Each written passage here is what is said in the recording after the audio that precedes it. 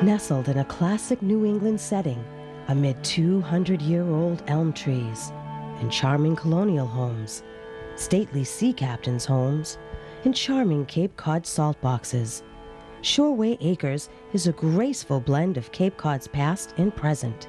Shoreway Acres, proud sponsor of Falmouth Community Television.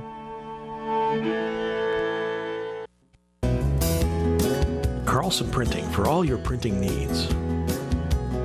508-548-7303 or toll free at 1-800-696-7303. Our email address is carlsonprinting@aol.com. Carlson Printing for all your printing needs. Green Harbor Waterfront Lodging is nestled in a woodland setting on a picturesque ocean inlet. Green Harbor offers a family waterfront vacation. Enjoy our private boating beach with dock, rowboats, and paddle boats, oversized heated outdoor pool, and kiddie pool. Relax in our waterfront and beachside accommodations. 548-4747 or gogreenharbor.com.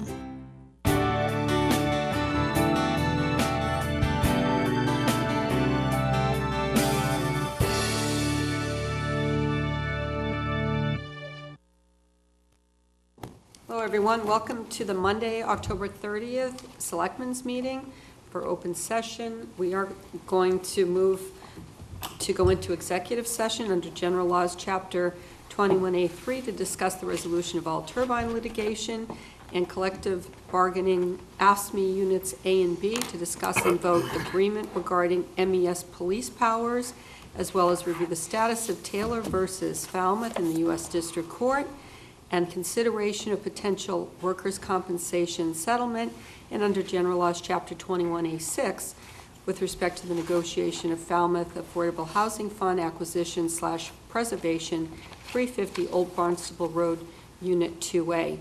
And as chair, I declare that not to go into executive session would prejudice the town's position. We will thereafter return to open session. Second. By roll call? Brown, aye. Patterson, aye. Moran, aye. Jones, aye. Thank you.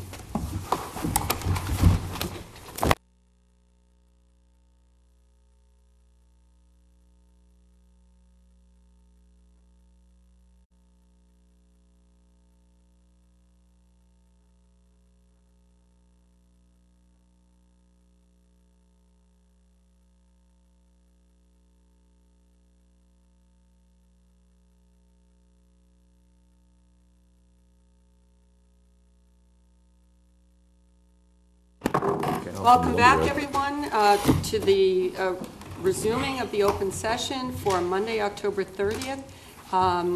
We're going to first have a Pledge of Allegiance. I pledge allegiance to the flag of the United States of America and to the republic for which it stands, one nation under God, indivisible, with liberty and justice for all.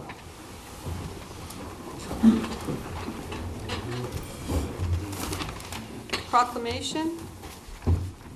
Yeah. Which one? I'm happy to read this first one. Yes.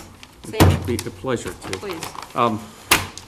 Whereas Sea Scout Ship 40, SSS Nobska, was officially chartered 75 years ago in May of 1942, and since that time has provided training in leadership, citizenship, seamanship, and friendship to young men and women. And since the 1970s, young women of Falmouth and many other communities have joined in that program. And whereas the Sea Scout program, established in 1912 as part of the Boy Scouts of America, long acknowledged for building fine citizens, has issued a charter to St. Barnabas Episcopal Church of Falmouth to continue to provide this outstanding program to our young adults. And whereas the adult leaders of Sea Scout Ship Nobska have provided this invaluable program to literally hundreds of young women and men for the past 75 years, and produced young adult leaders, many of whom are now the adult leaders of our community and beyond.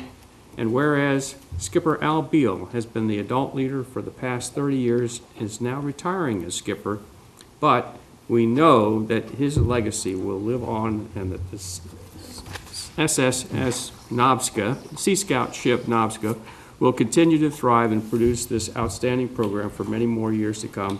Now, therefore, we, Susan L. Moran, Megan English Braga, Doug Jones, Samuel H. Patterson, and Douglas C. Brown, as Selectmen of the Town of Falmouth, do hereby declare and proclaim Saturday, November 18th, 2017, as Sea Scout Ship Novska Day, in witness whereof we have hereunto set our hand and caused the great seal of the Town of Falmouth to be affixed. Second? All those in favor? Aye. Skipper, would you mind just taking the podium for a second and giving us a couple words, after which I'm going to ask you to shake all of our hands. And while he's going up there, I just would like to just add a personal reference, because I know my son coming up through high school, while he was in Troop 40, he spent many evenings in Al's home along with members of his family and also of Ship 40. And it was just such a comfort to know that he was in an area where he was going to be safe and it was going to be a wholesome environment for a young teenager to enjoy a social life. So a personal thanks to Al, not to mention the fact that he's been a unit commissioner for this town for at least 15 years, right? I don't remember.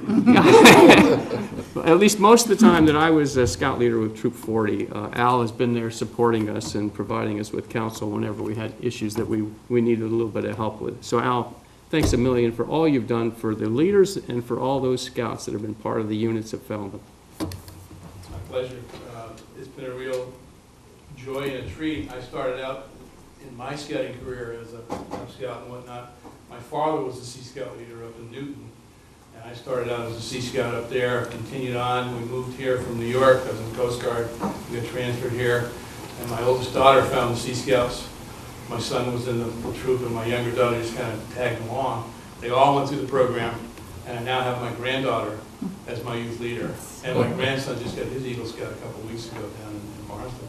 Great So it's a tradition. real family thing. I mean, I run into a lot of the people that I've had in the program. I have, I think, 7 or 8 of my former youth in the program that are now adult leaders. They're registered as adult leaders. Several of them are active, just as is my daughter, which is really kind of neat. And so it's a real family thing. And I look at many of the folks like Mr. Bruce over here. Ed and I have been doing this for quite a while together. And Sam was doing it when I first got here, I think. So it's just been a pleasure and a joy. I'm stepping down. I'm still going to stay registered. I'm still going to help out. I'm still a unit commissioner for all the units in Falmouth and a few other things. But it's something that I really enjoy, and it's given me a lot of fun. Thank you. Thank you.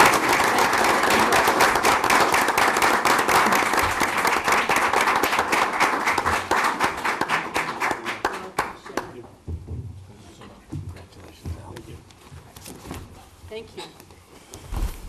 Next proclamation. Do you want me to read this one? Ms. or- Braga? Yeah, you do it. Okay.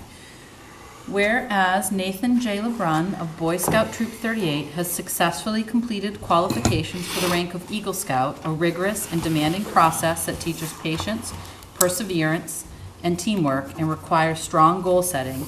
And whereas Nathan met these challenges with aplomb and shall be recognized as an outstanding representative of his family, his troop, and his community. And whereas the Boy Scouts of America, long acknowledged for building fine citizens, calls for a special court of honor to award its highest symbol of achievement to those who complete this rank. And whereas Nathan is now an Eagle Scout with all its rank and privilege, now therefore we, Susan L. Moran, Megan English Braga, Doug Jones, Samuel H. Patterson, and Douglas C. Brown, as Selectmen of the Town of Falmouth, do hereby declare and proclaim Saturday, November 25th, 2017, as Nathan J. LeBrun Day. In witness whereof, we have hereunto set our hand and caused the great seal of the Town of Falmouth to be affixed. Second? All those in favor? Aye. Mr. LeBrun, would you take the podium for a minute? And if you'd just give us a minute on your project, and congratulations.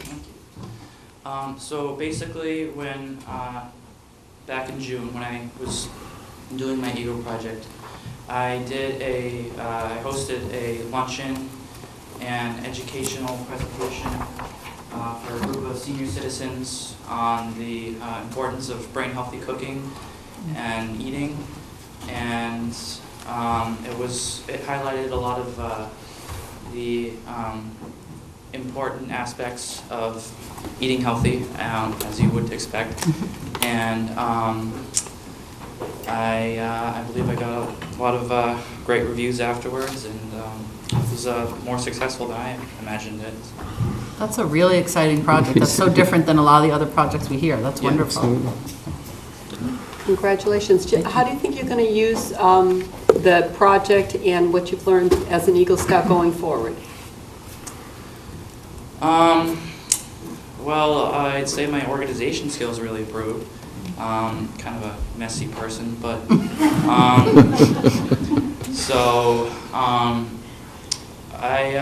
and leadership. That was definitely a Boy Scout thing, and I think I learned a lot from that. So. Congratulations. Congratulations.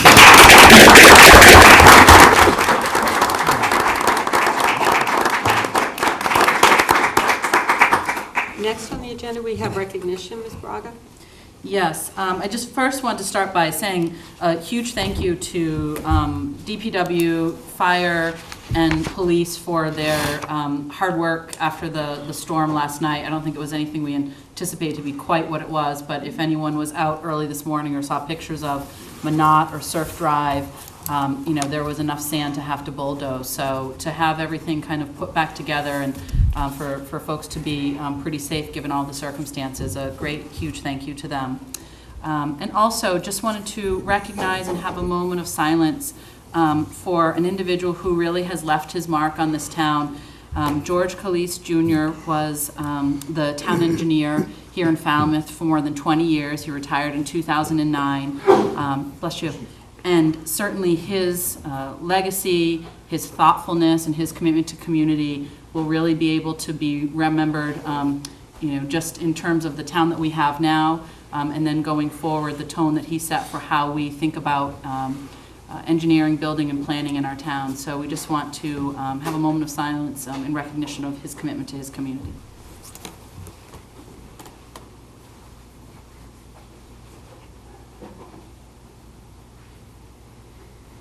Thank you. With respect to announcements, I have one item from our executive session, and that is with respect to the negotiation of Falmouth Affordable Housing Fund acquisition preservation of 350 Old Barnstable Road, Unit 2A. And that's to announce that the Board of Selectmen, acting as the trustees of the Falmouth Housing Fund, voted to authorize the payment of $13,500 to Tara McEnroe Kent to facilitate the sale of 350 Old Barnstable Road, Unit 2A, to an eligible purchaser so that the unit is retained as a deed-restricted affordable unit in perpetuity. And I also just want to comment some gratitude with respect to the owner for really cooperating with the town and bending over backwards to make sure that we were able to keep this unit. So thanks so much for that. Any other announcements? And not only her cooperation, but she contributed financially more than what the town is asked to pay. So, I mean, it's very generous of her. Absolutely. Next, we have public comment. If there's anyone here who wants to speak on an item that's not on our agenda, there's 2 minutes right now. Go right ahead.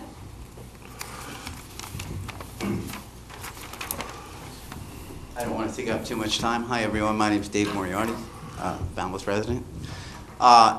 In light of what's gone on the last couple of weeks with the new litigation proposed for the wind turbine situation. I'm sorry, that's on our agenda? Oh, it is? Public comment is just for items that are not on the agenda. Oh, well, okay, then, well, this Thank you. has something pertaining to it. I would just like to make a suggestion to the board. There's no discussion on anything that's a matter of the agenda, I'm sorry. If you have any item at a different time, you're welcome. So it's you on the agenda. you have wind turbine issue on your agenda? Yes, in fact, it's number 1. You do? Thank you. So, well, I'll see you next week. Okay. Anyone else? Okay, thank you.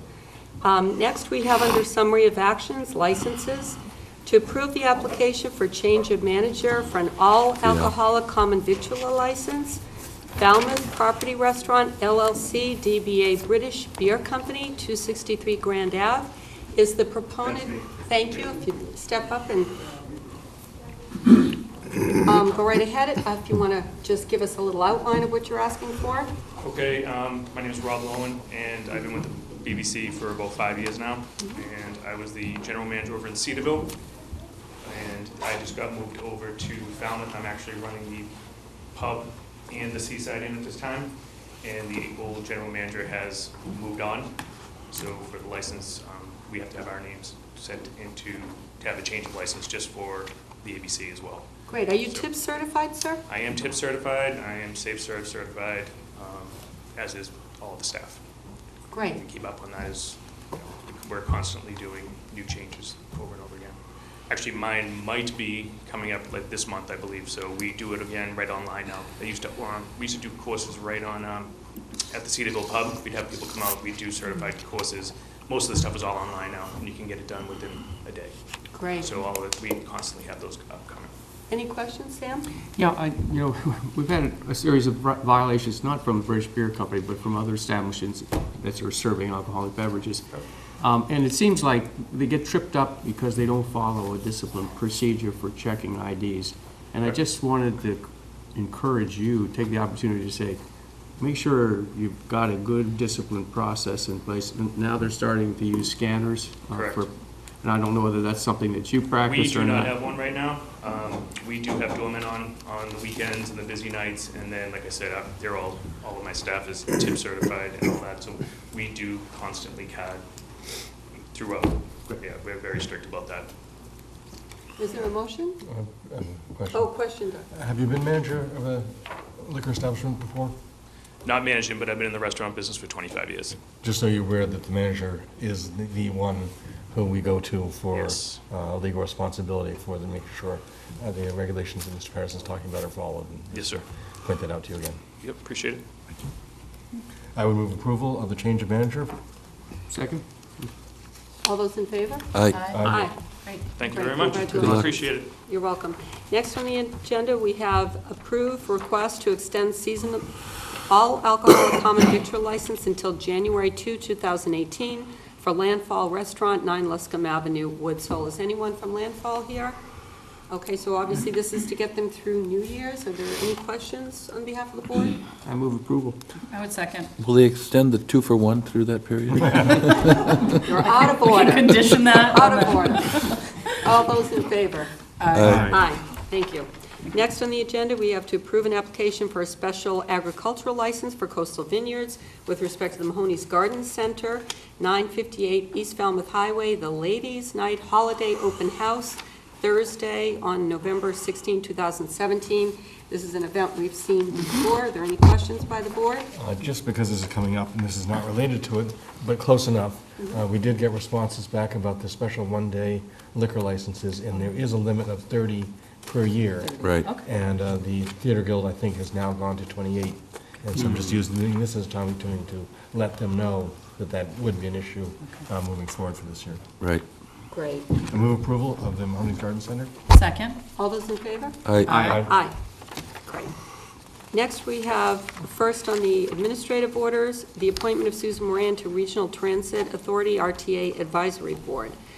This is a board that I'm familiar with from my Cape-wide attendance at various transportation meetings. Jane Perry I had worked with earlier, and she had been the appointee and just was unable to get to all the meetings that she wanted, and so she resigned. It was actually in the summer, but we only just today became aware of the resignation. And so the provision is for the chairman of the Board of Selectmen as one of the options, and so that is something that I'd like to request of the board. I would move that we appoint Susan Moran to the term ending June 30th, 2020, to the Cape Cod Regional Transit Authority Advisory Board. All those in favor? Aye. Aye. Thank you. Yeah. Right. Next, we have a vote to accept a donation from Republic Services, Inc. in the amount of $1,500 to the Recreation Department donation account. For anyone who's not familiar, that is the contracted company that takes away the trash in Falmouth. And we also have from Republic a donation in the amount of $1,500 to the Senior Center donation account. I would move approval of both of those, to accept those donations. Second. All those in favor? Aye. Aye. Thank you, Republic. Yes, indeed. Next, we have a vote to accept a donation of a foosball table valued at $525 for the Teen Center Game Room at the Gus Canty Recreation Center. Can we make that, accept that donation? Second? All those in favor? Aye. Aye. Thank you very much. Next, we have a vote to approve payment from the Recreation Department donation account to Clover Paving Company in the amount of $3,000 for new paving asphalt at Sandwich Road Fields. Just a quick question, Mr. Suso, Mr. Johnson-Staub, is that work already completed or to be done? I don't know if anyone knows. Looks like it's a bill that's for work that is completed. To the best of my knowledge, it is completed work, but I would need to double check that, Madam Chair. Okay. Does And I just- anyone from the board have any insight? There was a area between the parking lot and the tennis courts, which was just a maintenance issue and a trip hazard, and I believe that's the area that was paved. I'm not Okay. sure, but I think that was, because when we toured the field, that was something that Joe Olenek had pointed out, that it was work that needed to be done. Okay. Is there a motion? I will move that we approve. Yes, I just have one question, though. Do you want to second it for discussion? Sure, second. Okay. I just have a question about, so this type of work, I guess I haven't really seen this type of work paid for from the donation account before. Is that something that, do you know, town manager, if that's something that we've had? It just sounds like something that generally wouldn't come from a donation account.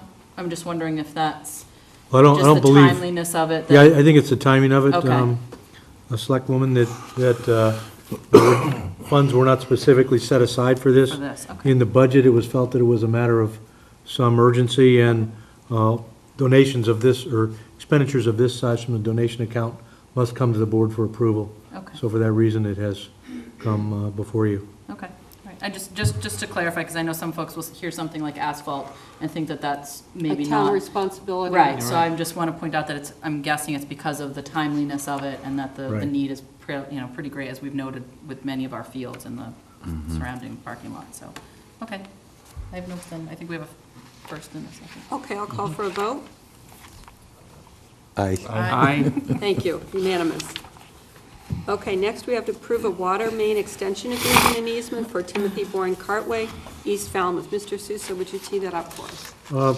Thank you, Madam Chair. This is a standard agreement for extension of a water line. You have a copy of the paperwork from Water Superintendent Steve Rafferty. It's been approved by Town Council and signed by all the parties involved, and I would recommend your consideration of same. Any questions from members of the board? Approval of the water main extension agreement, Is and there easement? a second? All those in favor? Aye. Aye. Thank you. Thank you. Next, we have item, it's for authorizing the town manager to execute a settlement agreement with Mass Clean Energy Center, and the board has, I move we defer that until we have the actual settlement in front of us. is there a second? Second. All those in favor? Aye. That matter will be deferred. Next, under special events, recurred, recommended. Main Street Stroll, Falmouth Chamber of Commerce and Falmouth Village Association, the Main Street to Village Green on Saturday, December 3rd, 2017, and also the Jingle Jog Seafaring Santa, Falmouth Chamber of Commerce, Band Shell Marina Park on Saturday, December 2nd, 2017. Say that 6 times. and I then know. you're- Now, previously, there were some questions about those dates or how that was going to work since they are back-to-back. I guess that was my question, and Mr. Jones? what's listed on ours is both Saturdays is 2 different dates. I assume they're both happening on Saturday, December 3rd. I think that's right. The other one listed, the other is Saturday, December 2nd. I think we have representatives here. One of them says Saturday, December 2nd, And the other one says Saturday, December 2nd, so that's Yes, just a the typo on the application is agenda. just wrong on the agenda. Exactly, it's So- just wrong on the Typo. agenda. The question I just have for Chief Dunn is how we're going to deal with cars before 4 o'clock and leading up to 4 o'clock if we're trying to get them off of the, at what point will we actually close off cars from parking on Main Street? And what do we do if a car is still there at the 4 o'clock time? Welcome, Chief, thank you. Thank you for giving me the opportunity. We've got some maps we're going to pass out first. That will be helpful.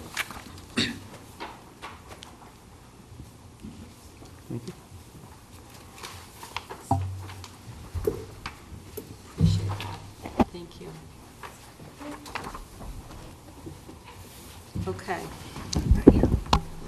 As far as dealing with the cars on Main Street, it's going to be a collaborative effort. I can tell you that this is something that's been talked about with the Village Association and the Chamber.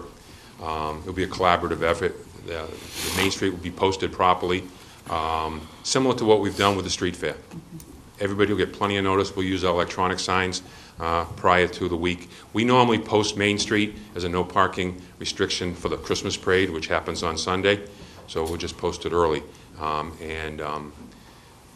As far as the Village Association, I'm not going to speak, but Patricia's here, and she can speak on that. She's also going to do the posting similar to they've done, like I say, for the street fair.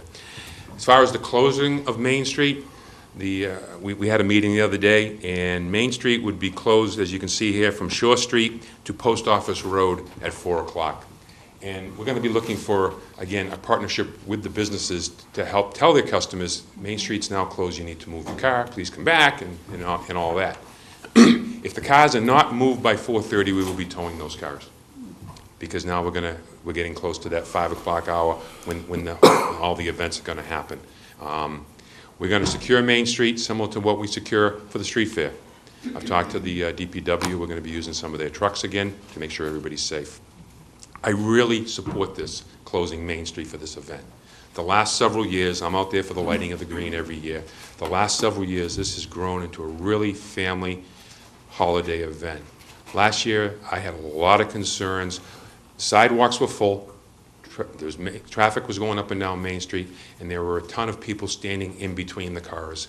And if we want to take a beautiful event and turn it into a tragedy, let somebody step back out of those cars. So, and I'd like to say that it was my idea to close Main Street. I was standing with Mr. Sousa at the lighting of the green, and I had a couple of citizens come up and say, Chief, you ought to close Main Street. It would make it a lot easier.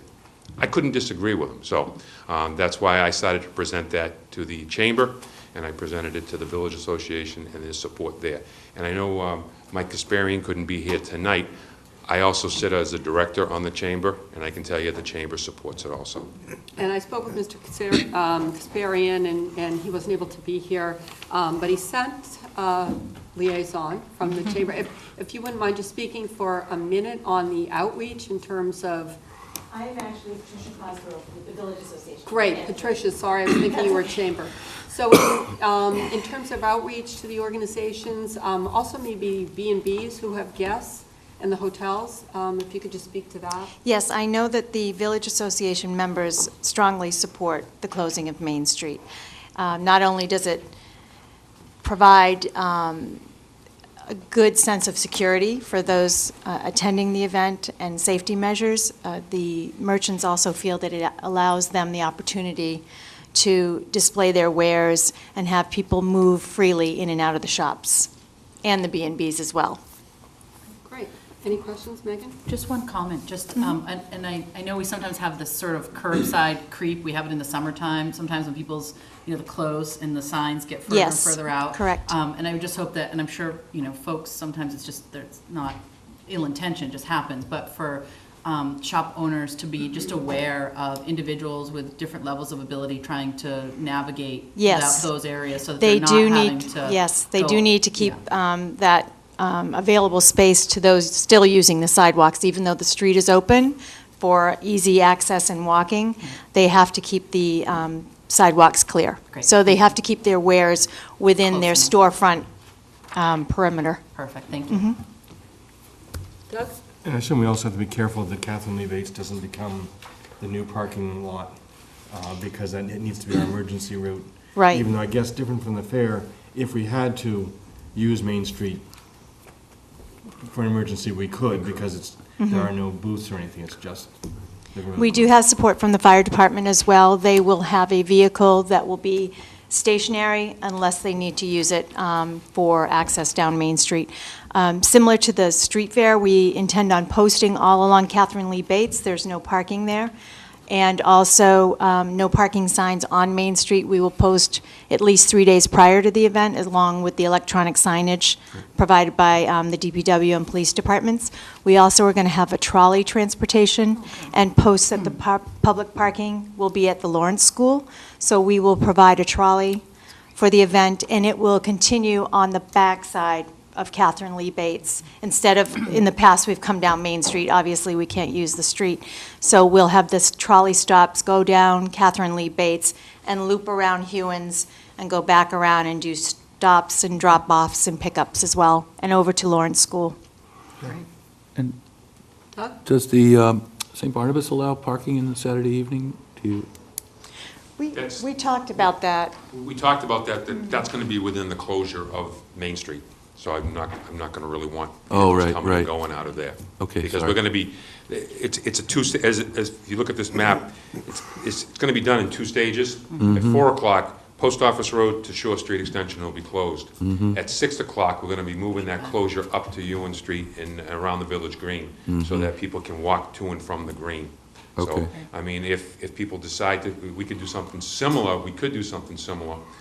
I'd prefer not to, but we could do something similar to what we just did with the marathon, where we allowed church traffic to come and go along the bank there, along the alleyway right there, in and out. But if we don't have to do that, that would be. But we'll work with everybody that all the partners involved to make sure everybody is safe. Great, thank you. Great, any more questions? I'd move approval of both events, the Main Street Stroll and the Jingle Jog and Seafaring Santa events. I'll second that. All those in favor? Aye. Thank Thank you you for your very much. attendance, really Thank you. appreciate it. Look forward to it. Thanks. Great. Next, under business, we have a report by the Human Services Committee. Welcome in.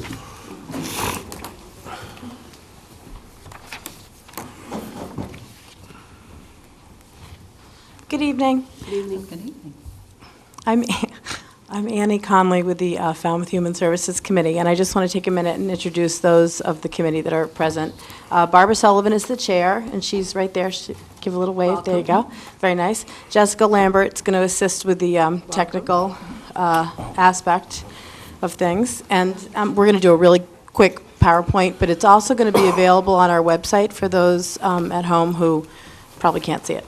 And then also our new director, Susie Hopman, is here with us, and you all know her. Yes.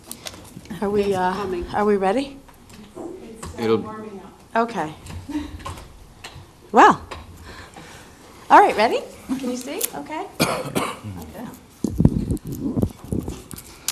Okay, really quick. The Town of Falmouth Human Services Committee, just a brief sort of slide about what our role is, because I think people get confused between the department and the committee. So we're really trying to work hard to distinguish the two, because they are separate and distinct. Next slide, please. This is sort of important. This is what we do. So our goal is to identify and prioritize unmet and emerging human services needs. Because we're a committee and we have some line items in the town budget, we're able to be a little bit more responsive to emerging needs. We advise you, this body, of trends and concerns that we have, and then we also work to stimulate the development of new programs, reduce duplication, and encourage collaboration when and if necessary. And then, of course, we recommend funding needs to the town through town meeting. Next. This is just about our history, which you're all familiar with. Next. So this is who got supported this past fiscal year. I put the dates up. Doesn't seem to matter how many years I'm in the business with the fiscal year. I still have to write it down because it's it's not the calendar year. So these are the different organizations that pretty much have been level funded, I would say, over the last 25 to 30 years. Next slide, please, Jess. So what we did differently, which is pretty important, and I would say that we did it under the guidance of Karen Cadera, who's now retired, who's outstanding, but Susie's picked up the reins and doing a great job too. We did a needs assessment. So we really went back. We the previous slide had very small dollar amounts, and while any nonprofit is thankful and appreciative of any item, we really wanted to become more impactful with our support and really start to really stimulate some actual growth and work. So we did this because, again, we want to be responsive to the changing human service needs. We wanted to eliminate duplication. We all hear a lot about duplication, right, and collaboration. We wanted to address a more streamlined approach that allowed for a bigger, more impactful line item, grant, and then really be compliant with procurement law and best practices that are established. Next slide, please. So this is what came out of the needs assessment. The 5 categories that we really thought were critical for the town of Falmouth right now: homelessness prevention, the outmigration of young adults, substance abuse, mental health, and then other support services. Next slide. This is just more detail, so I'm going to skip this, but people can go back and look at it. Yes, next slide, please. So we started the request for proposals process in November, and this year we started with homelessness and outmigration of young adults. Next. So this is just a little bit, we did get the funding approved through town meeting, and there was a little bit of confusion because we changed the way we were doing business, and no matter how much you talk about it, there's always a couple folks who are like, wait, what are we doing? So, so we're also taking this opportunity to reinforce that. So we did do a RFP selection. The committee worked, obviously within procurement law and with assistant town manager, I think, had a hand in things, as did town council Frank Duffy. But we did receive a number of proposals. The Human Services Department staff reviewed them, and then, of course, the committee reviewed them. Real important here is that we were looking for supporting data and sustainability following our funding cycle. Next slide, please.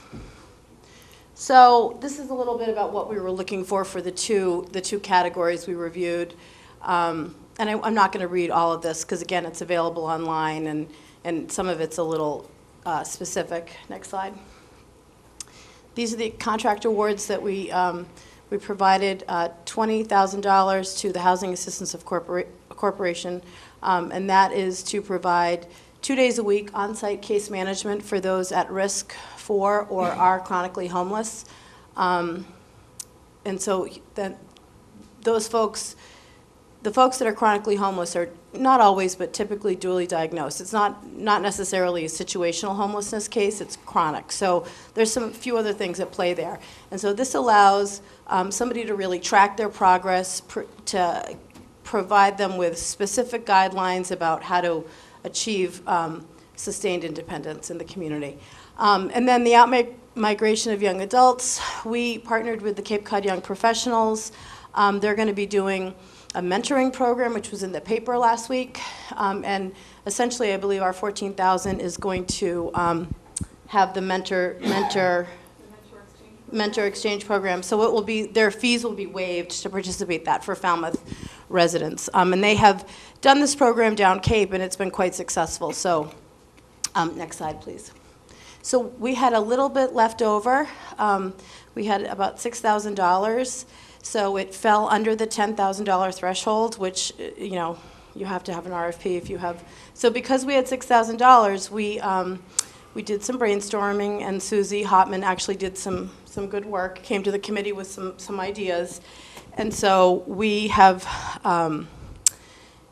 granted the Falmouth Service Center $6,000 to assist working age adults 25 or older who are going to try to go and get some increased professional training. So it's not a scholarship, it's not a freebie, but it's sort of a cost deferment. So and the We Can organization from Down Cape is also participating. So it's a neat, and we'll see how it goes. Next. Okay, that's next year. We're going to tackle substance abuse and mental health. Everything will be all better once we take it on. No, I'm only kidding. The thing that's interesting about our funding cycle, which we don't have a slide for, because honestly, when I look at it at meetings, it makes me get dizzy. It's a little complicated, but what we're doing is we're doing 2 funding categories a year. And we have each organization that's funded has requirements to report back to us. They're going to come for a face-to-face halfway through the funding cycle, and then at the end of the year, they have some I mean, not overwhelming, but definitely some criteria that they have to report in writing relative to number of folks they help, details like that. We really want to see data so that we can then come back to you folks and to town meeting and say, this is what we've seen, this is what we think needs further investigation or funding, or maybe we were wrong. And so the thing that's interesting is we're doing two focuses a year. So this year we did out-migration and homelessness. And provided that the data and the requirements are submitted and the committee's pleased with what the folks who are funded present, they will have a non-competitive automatic renewal. So that we will really be digging in deep. The years that we're doing the evaluation and the request for proposal process, we're really able to dig in deep and really get to the meat of it. So we're pretty excited. Next slide. And that's our committee. It's alphabetical, not by importance. And we have 2 vacancies. And we meet on the first Tuesday of each month in this room from 4:30 to 6. That's a new time. It's a change. Megan is our liaison, so she often joins us. But as Megan... Are you hoping to keep this from her? We're trying to keep her. No, it's a surprise. Yeah, it's a surprise, Megan. They want me here at 3 o'clock on the day. Actually... This is a great change. Can I just say that it was at 3 o'clock, which obviously there's only, a certain number of hours, but it's always, I think, difficult. I know it's always difficult for me, and I know it's been difficult for some other members because it's in the middle of the workday or right at that change. Where kids are coming home and things like that. So that's a really great. I know you guys have talked about. Thanks. Yeah, we've been batting it around since last spring, and the committee. We have a varied committee. So we have some folks who are younger who are working still, and then we have some folks who are retired. So in terms of finding a sweet spot for everybody, it wasn't easy. We did compromise. And yes, we sort of took to heart the fact that we're funding the out-migration of young adults, right? How can we, if they're all working, we need to try to get them to come to our meetings, even if it's the latter part of it. So that's it. Do you have any questions? No, I just had one other comment about the, I just hope folks recognize how difficult it is to go through that change as a committee to really think about how you're funding when you've been funding a certain way for so long. And number one, you're going to get a lot of disappointed organizations who say, wait a minute, we really count on, even if it's 1,500, we really count on that.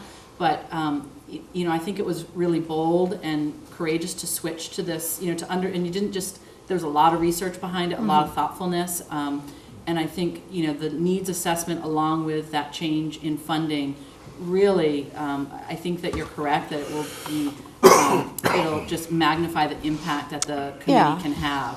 So I hope folks realize that's not a small thing to do. It's a volunteer committee. It is it's all really volunteer. Institutional change in some ways, and so that's a big deal, and I think it's certainly for the better. Well, thanks. Obviously, it was a full court press from everybody. Our chair is in the back, and she didn't want to be on camera per se, but she's right there. She was very involved, and of course, we're very lucky to have the staff that we have over in that department. I mean, they really are amazing. So, thank you. Just before you leave, to echo, Megan, also from the nonprofit's point of view, then they can kind of budget it. Absolutely. They can also save their resources in terms of their own grant applications and use it otherwise. So it's good business sense. Anyway, thank you. Okay, thanks. Thank you so much. Thank you. Thanks to the committee. Great work. Next, we have to review and adopt the fiscal year 2018 to 2022 Board of Selectmen Strategic Plan. As most of you know, the board meets every year and, just tries to improve, tweak, or add new things to our strategic plan. It's really a guide for things we think are important for the community going forward. Once it's approved, it'll be on the website if anybody wants to take a look at it. Mr. Johnson-Staub and other staff, Mr. Suso, thanks for putting it together. Did you want to give us a summary or any other comments? There's, years of planning behind it, and I would be reluctant to try to highlight or summarize. It's really your work product, and I think it was a great discussion at the retreat when it was held, and we took pretty detailed notes. Hopefully, we have captured the ideas that you put forth. Any comments from anyone else on the board? For little edits, were those things that we should be discussing, or, 2 or 3 Are they minor- substantive? Not at all. Yeah, I think we can handle those. Doug gave me a couple within 5 minutes. I think it was 3 minutes after they were sent. Doug had already sent me a couple of edits, and those have been incorporated. They are not substantive. Okay, great. All right, in which case, we'll move on. Go ahead. I move that we adopt our Board of Selectmen strategic plan. It was just in draft form before, but now we can officially adopt it. Great. Is there a second? Second. All those in favor? Aye. Aye. Thank you. Thank you. All right, next item on the agenda is to interview, vote, and appoint committee members for the Affordable Housing Committee. Who's this person? Yeah. Welcome, Annie. Hi, thanks. Nice to see you. Thank you. So Annie Conley, again. Thank you. Hi. We all know you, but what in particular draws you to this committee? Well, I have a background in housing, and I left my post at the Falmouth Housing Trust last winter, took a breather, really sort of put housing over here. And then I signed up for the Cape Housing Institute and got jazzed again about housing. Not that I wasn't jazzed, but I really did need to just kind of decompress and spend some time with my little short people, my kids, which I've done, and now I'm ready to roll my sleeves back up. I've been asked by the committee several times to join, and I just couldn't commit the time, but right now I can, and so here I am. Are there any questions? Nope. No. Is there a motion? I would move to appoint Annie Connolly to the Affordable Housing Committee, term ending June 30th, 2018. But I think it's just a one-year term that we're filling a vacancy. That's fine. And certainly, we apply next. And I'll second that. All those in favor? Aye. Aye. Thank Thank you. you. Welcome Thank back. you. Service again. Can I make one brief announcement? Please. The Falmouth Housing Authority is having an open house at some of their federal units, which is very rare because there's always such a long queue to get folks in there. It is going to be, I'm reading it off my phone, so bear with me, Friday, November 3rd, from 11 to 3, and it's at the Conley Taddicat Apartments at 138 T-Ticket Highway. It's across from the Walmart Plaza, and it's open and free to the public, and they'd love to show off their space. And something that's really cool is that they collaborated with Setting the Space, which is a new, really neat home decor store on Main Street, and they have staged it. It's like HGTV in Falmouth. Oh, my God. What time is the event? It's a drop-in, so it's 11 to 3. Okay. Okay, thanks. Thank Thank you you. so much. Appreciate that. Since the meeting is going much quicker than I expected, and I told some folks who asked that we'd start the senior center building committee interviews at 8 o'clock, I'm going to jump ahead. Is the person for Falmouth Cultural Council here?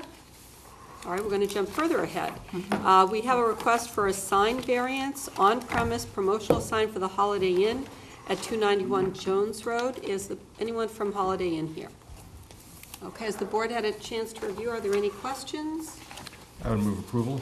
Second? All those in favor? Aye. Aye. Great. That didn't take a lot of time, though, did it? That's all right. We're going to go ahead to discuss community engagement forum dates, locations, and format. Mr. Johnson-Staub? Sure. So one of the priorities that was discussed at the retreat is community engagement, and the board decided to put on 2 community forums, and the conversation was the first one would be in February.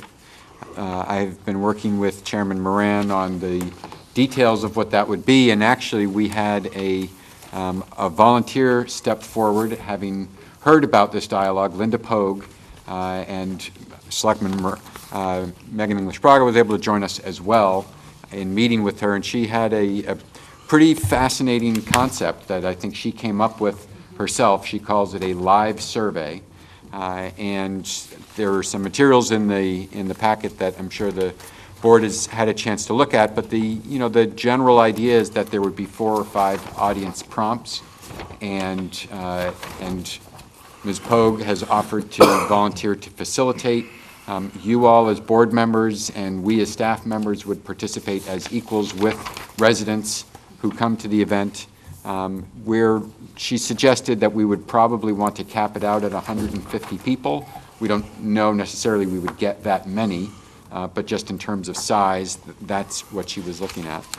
And, the idea was to have fairly general prompts to get a dialogue started, and part of her concept was to challenge folks who come forward with ideas to help volunteer to implement those ideas. So that is a very general overview of the concept. I think the main thing we were looking to do, so the 2 things we're looking to do tonight is to see if the board was comfortable with that concept for the community forum, and if so, we can come back perhaps at a later time, or even you can submit to Julian and myself via email your thoughts as to specific audience prompts. What are the questions that we would like to put to the community in this forum, and then to identify dates and times. So if we have day of the week, I think we're looking at February. We wanted to look at, did you want to do a weekday evening or a weekend? And once we have that, we can look for a facility and nail down a date and begin working on the logistics. Okay, so just before we get there to the logistics, I just want to note quickly, this is Linda's business. She's out of Manhattan. This is what she did professionally. And the concept came out of the strategic planning meeting earlier, a year ago, and there was money set aside at town meeting so that on behalf of the Board of Selectmen, we can really engage the community to educate us on what are the priorities. What would you like to see? How are we doing on customer service? So that's what we're working toward. It's online. We've got a plan. We're picking dates. So it'll be soon happening. Ms. Braga, did you have just to add to your comments and Peter's comments, I think it's a really exciting, first of all, a huge thanks to Linda, and she is, it's not often that you get someone who is a professional in this field, who has done this for really Fortune 500 companies, done this type of facilitation, and is really happy and excited to help us kick this off. And I think that was really that missing piece. We had talked for a long time about how do we put this together. And so, she's really, I think, a wonderful asset, and it's going to be exciting to work with her. The idea that she brought to it of it being sort of a live survey, really is so much more dynamic. And the idea is to just get more feedback from the public. I mean, constantly, I think we have reiterated over and over again that the goal of this board is to open up communication and to hear more from individuals we don't always hear from. And that's really the objective here, is to make that one more venue for folks to talk about sort of needs, concerns for the community, but in a way that is productive. So not just everyone comes and raises their hand and then talks about an issue that they have, because that sometimes doesn't go anywhere, but a little bit more structured. So I think it is, really putting into action what we've talked about since, I think, not our last strategic planning, but the strategic planning before. And so it's wonderful to have Linda, and I think that this is going to be an exciting event for folks who maybe don't have the time to commit to a committee and come to all those meetings, but can really come and participate. So. It's going to be a fun thing. It is. It really is. And it's only about an hour and a half, so 75 minutes, that's hour, so around there. So again, it's not something where it's, an all-night, the way town meeting is. Sometimes that could be daunting for folks who are working, who have kids, or whose hours of transportation are limited. So this is a really doable event, and I hope that people kind of keep up on it and get the further details as we go forward. Sam? Yeah, I just want to say that from my management background, organizations that really deliver commit themselves to continuous improvement. And it seems to me this is key to it. We don't have many ways that our customer base, our citizens, have a way of letting us know how we're doing.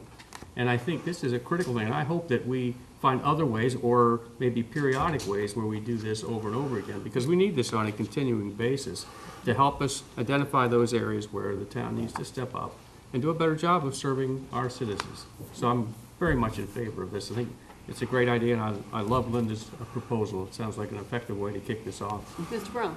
And I hope that it is just a kickoff, and I think that we could back it up with a survey right on the town's website. And when the people hear about this event that they just missed the night before, they can go on the website and put in their feedback. Great idea. In terms of logistics, perhaps since that's really administrative, you can just circulate an email and we can figure out the timing and those sort of things, and unless there's any particular action you need from the board? I didn't want to talk specific dates, but I did want to get a sense of, I think the big decision is, do you want to do a weeknight or do you want to do a weekend? I think I it should think be. we have to look at our schedules, but in terms of the premise, where would we get more audience participation? Yeah, I've heard over the course of years and years, it's often a subject of debate because we know there's no perfect time. Right. So we were talking about doing one of these in February, as you recall, and then another one in the summer when some of the seasonal folks who might not be here for February Right. are here. So some good news that it's not a once in a lifetime opportunity. And we wouldn't do February vacation, obviously, so that would be out. Is there any sense from the board about whether a weekend or a weeknight is better? What if we did 2 in 1 week? What if we did an evening one? If it is an hour and 15 minutes or an hour and a half, what if we did a Tuesday night and a Saturday morning?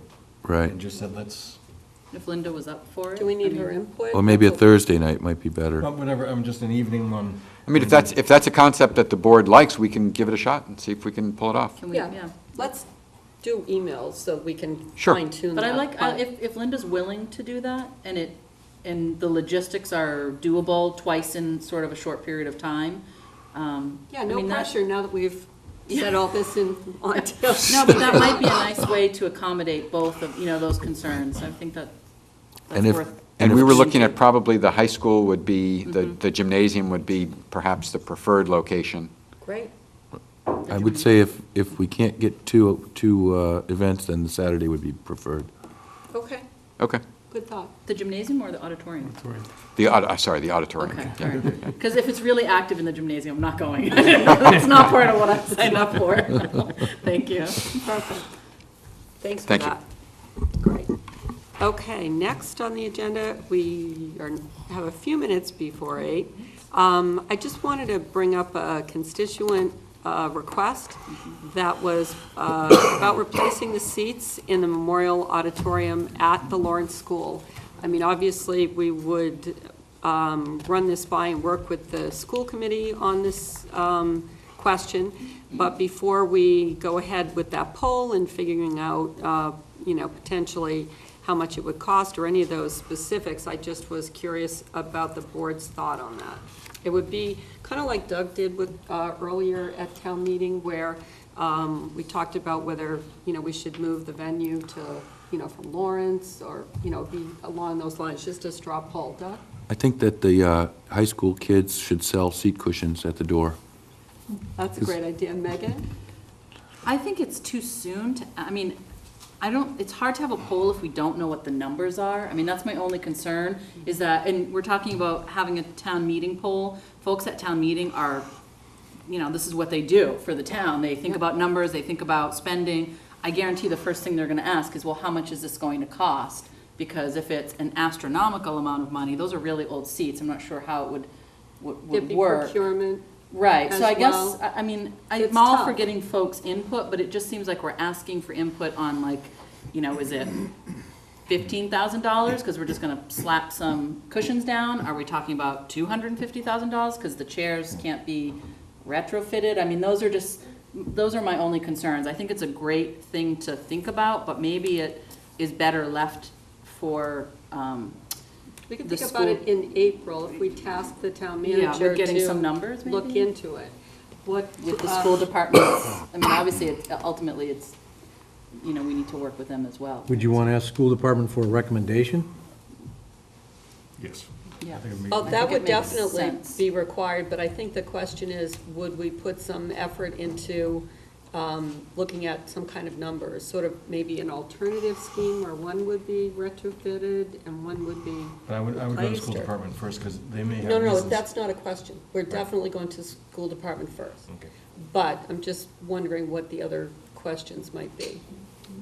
Sam? Well, just as an alternative, I mean, if this is something that we could actually purchase that we just simply use for town meeting, we could literally go in and put the seat padding, if you will, in place before the town meeting starts and take it out. And that would take care of some of the maintenance issues which go along, you know, because if it gets used by school groups, obviously it's going to get torn and it's going to require maintenance, and that's going to fall on the school committee to pay for it. So, you know, a possibility is something like a car seat cushion that could be distributed and taken in after the town meeting is over. So that's an option. Megan?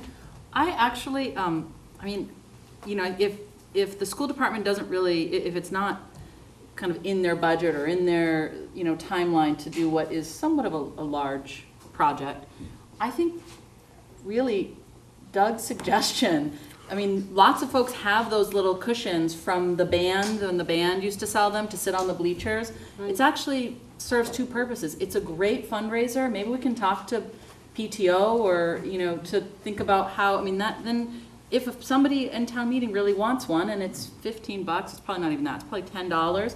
It's a great fundraiser, and for the folks that it's really necessary, they have them. I mean, maybe it's, you know. Could be a status symbol. Yeah, exactly. So, I mean, I just think we're at, you know, I don't think we're at the place where we can ask at this town meeting. Maybe we can talk to the school department and see if it's something that they have on their radar, and if not, maybe we can. How much use do those seats get, other than the town meeting? That's another question for the school committee, I'm Right. sure. Probably a lot. If there was more benefit, if there was enough use To that I'm not aware of, I just remember it was just a play once in a while and an assembly here and there. I don't think they really use it all the time, do they? They use it a lot. Do they? And the huge advantage of them is they are not indestructible, but very, very close to it. Exactly. And if you put the kind of seats that people want to have for a town meeting, the maintenance of those and the repairs is going to be significant. And so that's the reason why, I want to say no discussion should be happening until the school department says, actually, we would be interested. If they have no interest in this at all, then I wouldn't even want to proceed and get any numbers, because. Right. We don't even know what we're looking for, I see your point. Yeah. Okay. So, Mr. Suso, if you'd inquire. I'll happy to inquire of the school department. Great. Next on the agenda, we're going to go back to interview, vote, and appoint the committee members for the Senior Center Building Committee. Just a few initial points. The process is going to be, we'll interview all of the applicants. We have a really good showing. We've actually got 12 applicants before we decide whether or not to take a vote. And just another comment on the committee itself. This particular committee that we're looking at this evening is the sort of an executive building committee. The input for the senior center build and what's needed for the programming, it's not going to be limited to this committee. I think it's likely that there'll be many opportunities to advise this senior center building committee on any issues that folks think are important. This will be something along the lines of the ultimate committee that completed the high school. Very tight. There's certainly a particular expertise in public construction that is primary in our consideration for appointing this committee. So I just wanted to lead off with that, and then kind of start with the list of folks that we appreciate applying. The first one is Stamen Zlatev. Could we just add Madam one Chair? Oh, sure, 1 minute, Doug, and then Sam. We have already come up with what the building committee charge is, and it's, I feel extensive, but one thing I do want to point out, that the committee's job will be to participate with staff in developing a building design for approval by the Board of Selectmen, that the design features still get approved by this board, not by the building committee. And then they'll oversee the completion of the project after the design is set forward. Yep, Sam? Have we decided whether we're going to go with 3 or 5? or more. We've decided we're going to go with 325. So I think that'll be part of the discussion after the applicants. Okay, because, I mean, all of these applicants are so well qualified. I'm struggling to figure out which 5, Never mind 3. whittling it down, never mind 3. And I think they each bring different experiences, which could be very valuable in tracking the project and providing advice to the operator's program manager and to the architect. And of course, I assume that we're going to have representation from Jill Bishop of the current senior center, who is constantly advising us on what they're the biggest stakeholders. Right, these will be public meetings, and we're only voting on the core members. It doesn't, certainly there'll be lots of participation. And Jill will be part of it as a staff member, but not a part of it as appointed by us. I just wanted to make sure that was in the scope of what we're looking at here, picking the individuals to serve on this committee. Yep. Good point. Okay, Stamens Latif, welcome. Thank you for applying.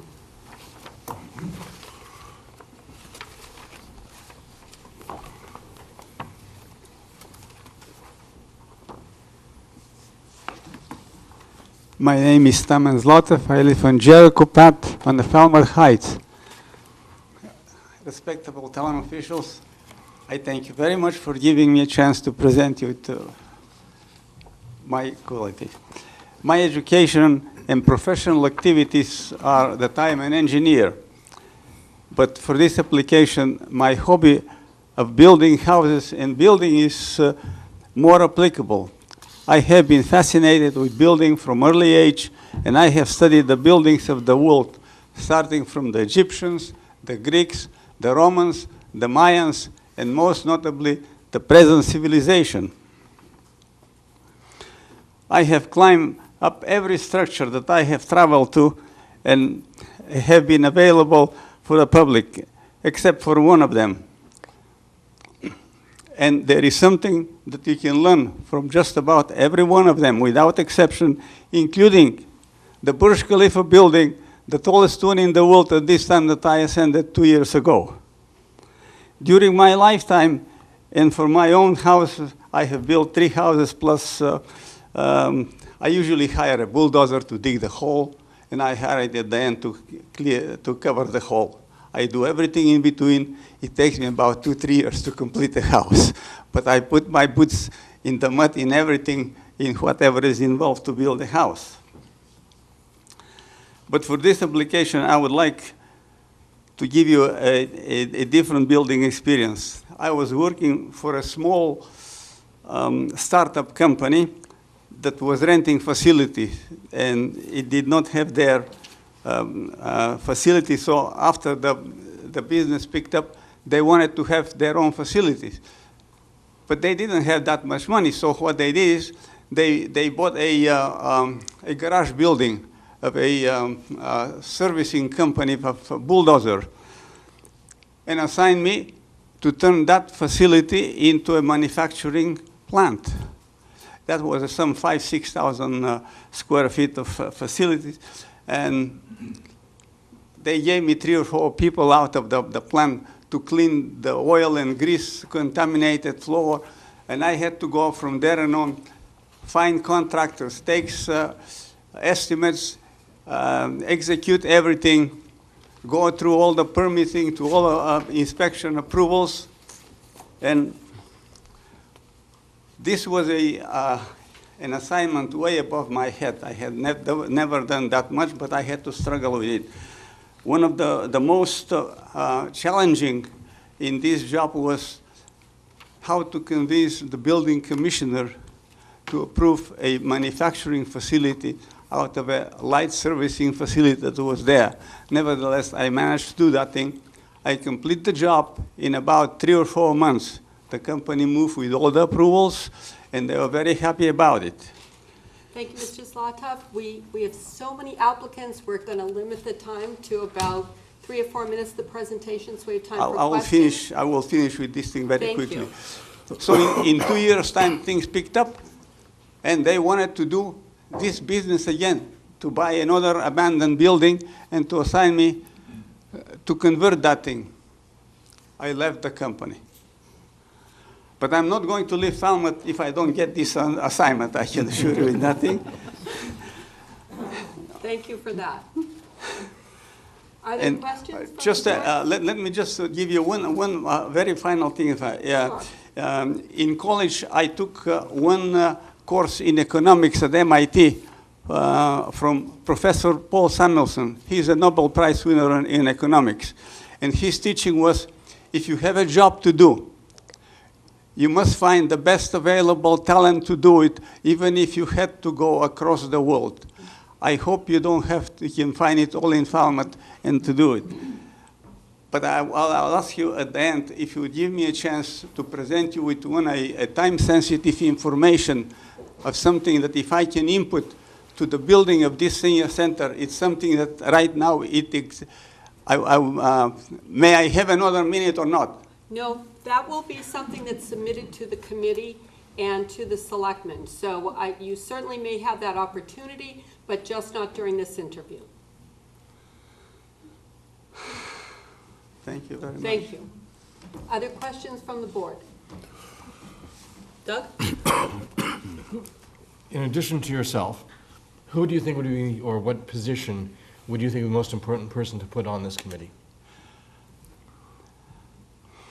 I would work with anybody that we can do a good senior center. And again, the part that there is a very, very essential matter with the conceptual design that was presented. And this is what I would like really to give to you, because it's not now, but please give it to us. You it can will hand be too to late me. once the plan is designed. Is it in writing?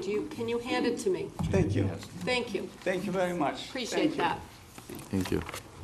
Next, we have Joe Clancy. And it's the material he submitted, right? And just so everyone knows, Mr. Zlatev's suggestion was submitted to the board in writing, so we do have that. Thank you very much. Mr. Clancy. Good evening. I'm Joseph Clancy. I live on Courier Road in East Falmouth, Massachusetts.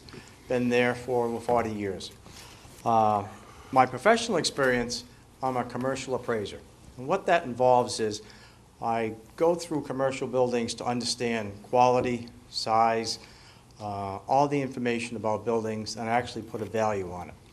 As part of my experience, I've actually done very comprehensive cost analysis for large schools, meaning over 100,000 square feet, condominium complexes, and brand new buildings from scratch, looking at blueprints and architectural drawings.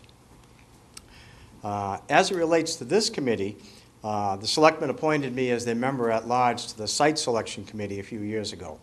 I served on that committee, enjoyed it, and I really got the taste for volunteering and being part of town government. And that moved into being appointed to the Council on Aging in about 2015 or 16. So I serve as a member of the Council on Aging. In addition to that, I served on the programming committee with some members of the board and attended all of the meetings to gain an understanding of what the Council on Aging is looking for in our new 17,000 square foot building that we're proposing to build. I visited other senior centers on the Cape. I've studied other websites for them to gain an understanding of what should work in a brand new building, and I think I understand the concepts of commercial construction. In general, I feel I have the abilities to read construction drawings, schematics, engineered site plans, and I hold good communication skills as well as the ability to get along with other committee members. So if given the chance, I would welcome the chance to serve on this committee. Great presentation. Questions for Mr. Clancy? Doug? Same one. Either someone you know is applying or a kind of person or position you feel we must have on this committee. I think absolutely we want to have somebody that builds commercial buildings because they've got the day-to-day commercial experience. They will be up to date with the construction codes that we are looking to see. I know the construction codes have been changing on a semi-annual basis, the Massachusetts Building Code. They're getting more and more strict and more energy efficient. And so somebody who's actually building these buildings, I think, would be extremely beneficial to the committee and the town. Great, thank you. Great, thank you. Thank you very much. Thank you. Next, Jim Vieira.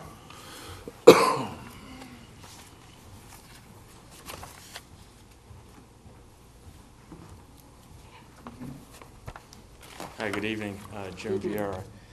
I think pretty much all of you know my experience with this project, and yeah, I'd just like to see it through. And you know, I grew up in a building family. My professional life has been in residential construction, and this project is a little bit different than what I have done for the last 37 years. But nonetheless, I think that I would be most appreciative if you put me on the committee so I can see this thing through. So thank you. Great. Thank you very much. Points for a short interview. Mhm. Anyone have any And for many questions? years of Yeah. doing many meetings. I think my references were pretty good too. Recommendation as to who else should be on the committee? Well, I think definitely, as Joe mentioned, we need people with commercial construction background, and particularly people that have worked in the municipal field. And I think that I'm not sure who all is on that list, but I think there's at least one or two people there that have that type of experience, and Most of the that's audience. critical. So, thank you. Thanks. Great, thanks so much. Thanks, Jim. Next, we have Peggy Nickerson. Welcome. Hi, my name is Peggy Nickerson. I am a resident of Precinct 3. I've lived here since 1963. I am currently the procurement officer for the Woods Hole Steamship Authority.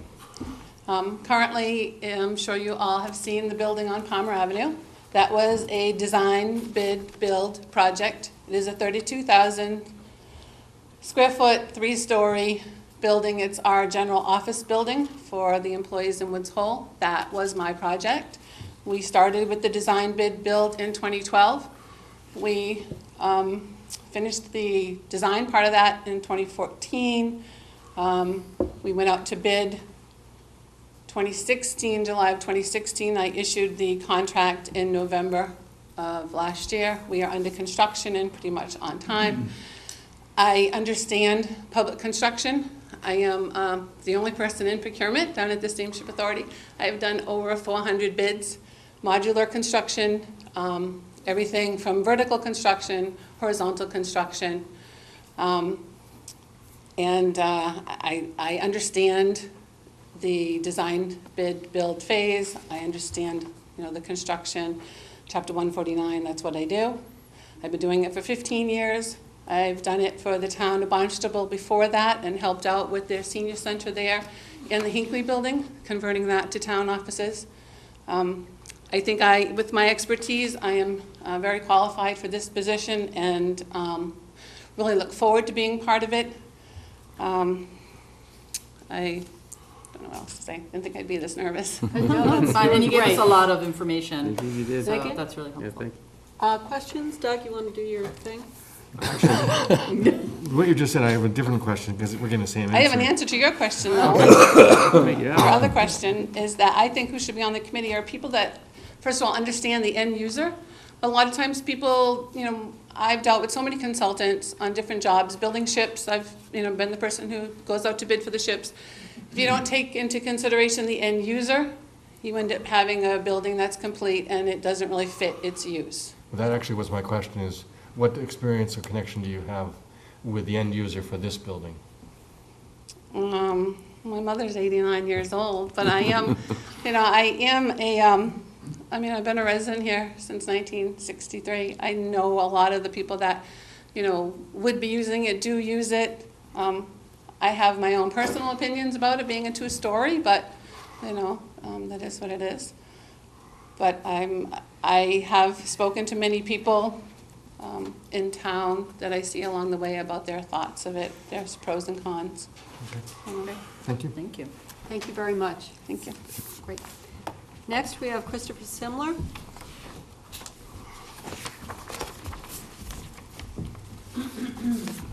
Thanks for coming. Good evening. My name is Chris Simler. I'm at 65 Walker Street in Falmouth. I'm a board member of the EDIC.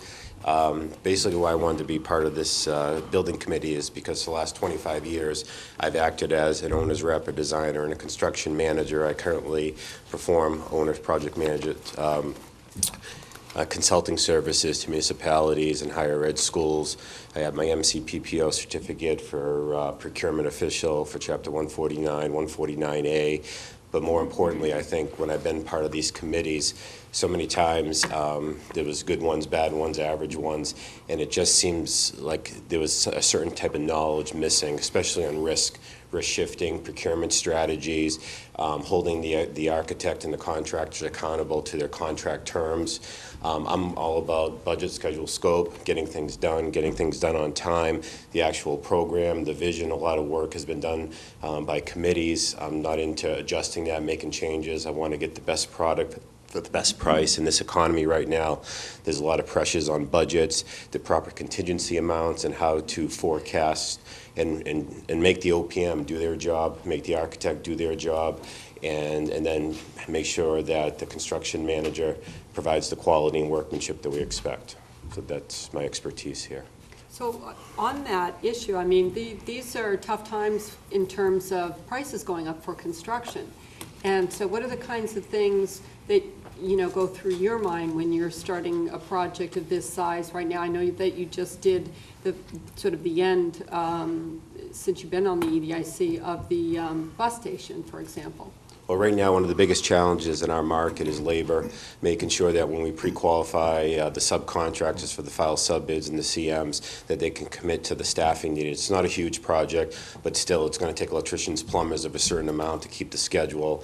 With all the hurricanes that hit, wood is in demand a lot. Before it was copper pricing. So what you do during the design phase is work with the designer to understand these things and then make sure the budget adequately protects against these amounts. And so when decisions have to be made, the last resort you want to do is cut scope, because that's why we're doing a project. So we have to think outside the box and how to bring it in under budget, at budget, and on schedule.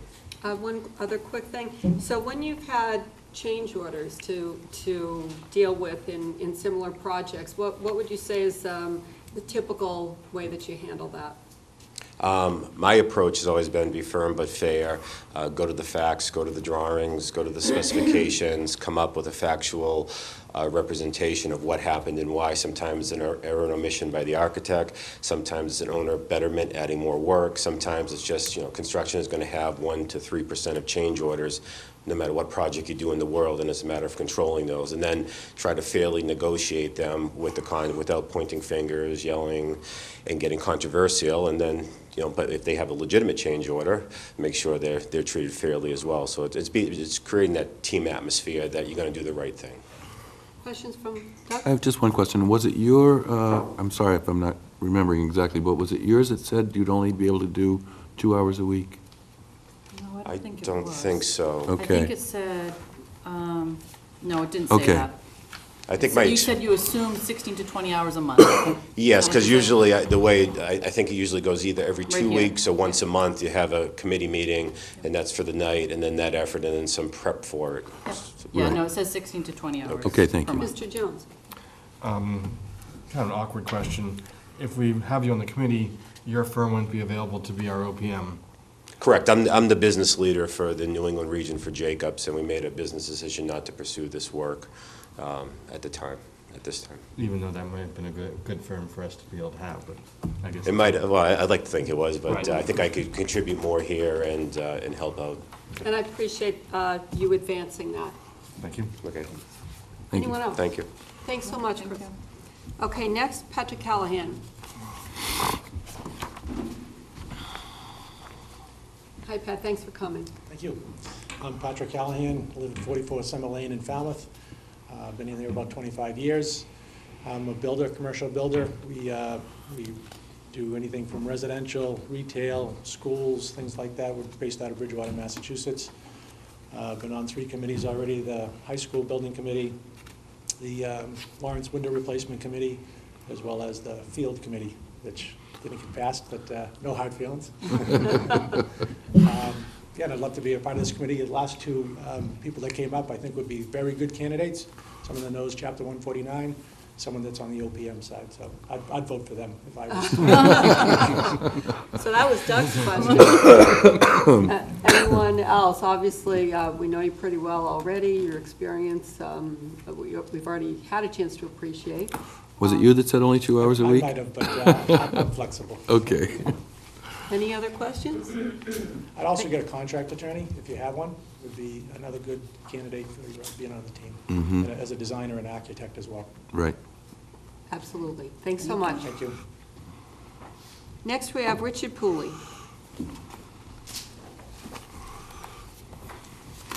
Good evening. Okay. My name is Dick Pooley. I'm retired. And I want to say up front here, you've got a lot of great candidates for this assignment. As of May of this year, my wife and I have been full-time residents on Whittier Road in Belmar. Prior to that, we lived in Arlington for 40 years, but we've been summer folks here since 1978. If selected, I'm willing to devote whatever time is necessary throughout the life of the project. Because I'm retired and my wife wants to get me out of the house. I have a civil engineering degree, and I've been active in construction and engineering since my co-op days at Northeastern University. And I've been looking for a volunteer opportunity where I can make a difference, and this project would be a very fulfilling and personally rewarding experience for me. I have a solid background in estimating, construction administration, scheduling, and procurement. And I've been involved primarily throughout my career in hard money public contracts involving site work, big foundations, mass transit, water treatment plants, environmental cleanups, and building work. Since applying for the committee, I spent some time reviewing the feasibility study online and visiting some of the senior center and the Canty Center to get some ideas of the conditions. And I've also gathered some background info online from similar senior center projects that have been ongoing in the last 5 to 10 years. I believe that my broad construction background would help complement with other members of the committee, and I would plan focusing on the cost and schedule drivers for the project early on. If selected for this challenging job, I look forward to making a difference by helping to make the senior center an inviting place where, regardless of the age and ability of the folks that come in, they'll feel welcome and engaged in this long-awaited facility. What types of buildings have you worked on? I worked on an office building, federal office building, post office building in Fitchburg.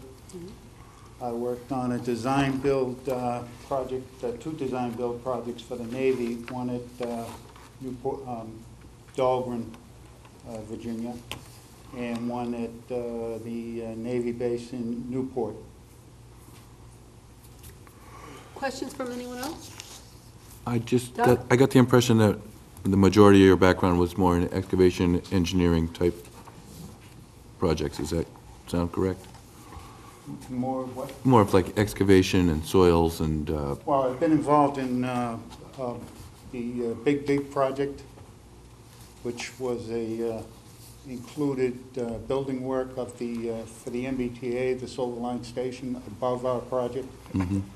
I've been involved in wastewater treatment plants where facilities of that nature involve office buildings for the staff, maintenance buildings. So along with the massive construction projects, there are buildings involved in those jobs. Okay, thank you.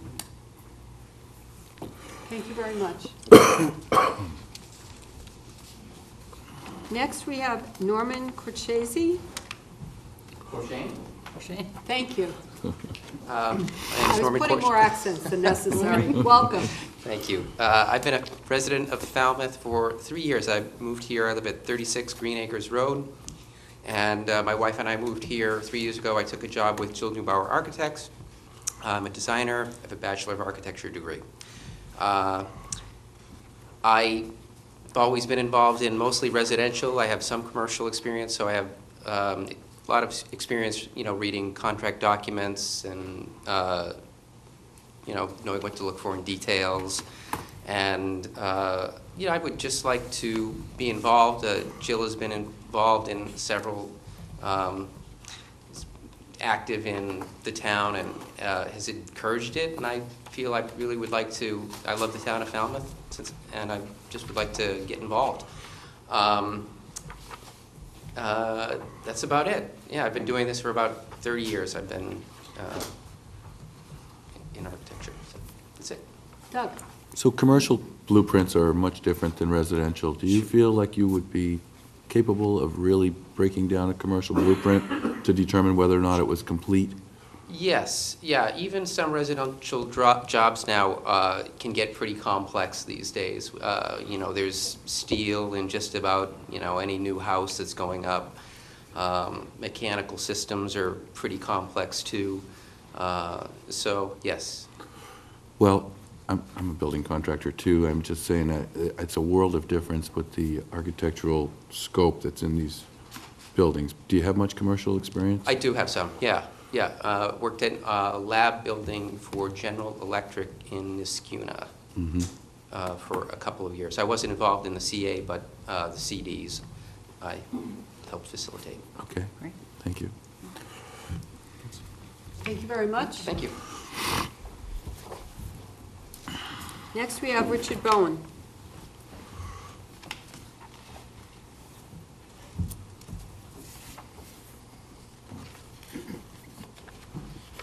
Welcome. Hello, y'all. Richard Bowen, I live on Ambleside Drive. Other than the time I spent in the Army after I got out of Northeastern, where I learned to destroy buildings, not to build them, I've been working in the building industry. I spent 26 years with Gilbane Building Company, and we built all over the country. My experience on small projects has been with the library in Yukon, a building, well, it's the Marine Resource Center for the Marine Biological Lab, and about 4 or 5 schools. But I was also on the Mullen Hall Building Committee and the fire station, well, the fire headquarters building committee. That's about it. And weren't you on the town building committee when we did the library? Say again? Weren't you on the town building committee when we did the library too? I think you were, right? Yeah, it was. Yeah. Forgot about I was on there with you. So much experience, you forget something. Questions from the board? No. Known quantity. Thank you very much. Okay. Thank you. Thank you. Mike Duffany.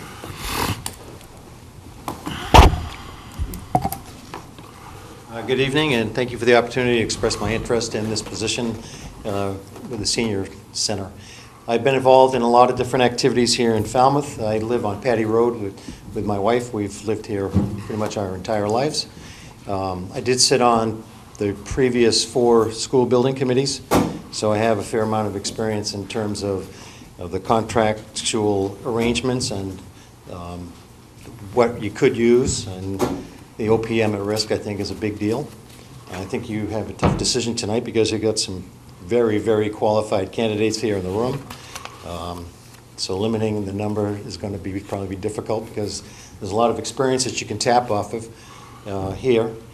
And so anyways, I've followed this project, as it's gone from site to site to site, and have given a lot of thought to trying to make this a very successful project for the end user, and would appreciate your consideration. Great, thank you. What do you think is the most important, maybe 3 or 4 qualities for this building committee that we should look for? Well, number one, I mean, well, you actually mentioned a number of them, that commercial experience would be a very big asset. I don't think this is a place for any of us to, to start out, if you will. I think the OPM at risk is a big deal, if we can incorporate that, because I think that really takes a lot of the risk and puts it in the right direction.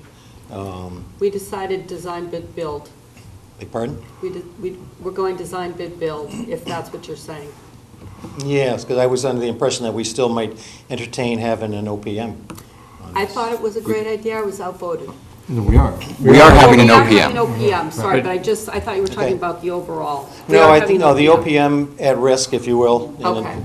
So we will have an OPM, an owner's project manager. Okay. We are not doing construction manager at risk. Okay. Right. All right, so there'll be a challenge there to make sure that you bring somebody in that's just had a plethora of experience in that field. So the contract, documents are really tight. Site's a big deal on this project here, and all of the issues surrounding the site management during the process. It's a tight site. Staging is going to be an issue, or it's going to be something that's going to be given a lot of consideration to. So I think at the end of the day, experience is going to be very beneficial. Anyone else? Thank you, Michael. Thank you. Thanks, Mike. Really appreciate it. Joe Brodsky.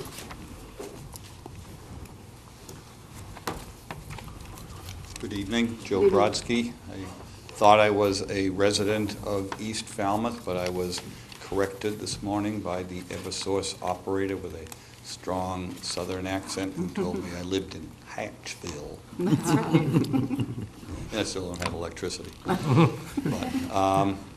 been a resident here since 1978, been coming here since the 60s, and I've been involved in residential construction the whole time that I've been here.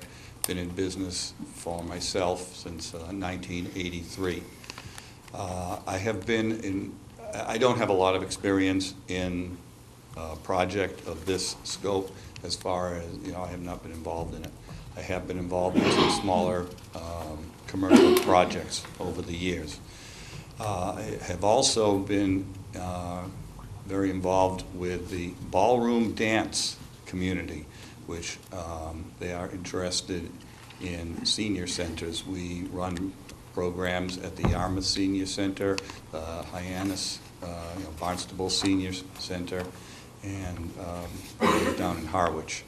So they would like to see that we perhaps have a senior center here that could also host events. Great. Questions? Nope. I do. Do you know when Ellen's arriving? When class is over. When is that usually? I think she said 9:15. Okay, that might be too late for us. Thank you very much. Okay. Thanks.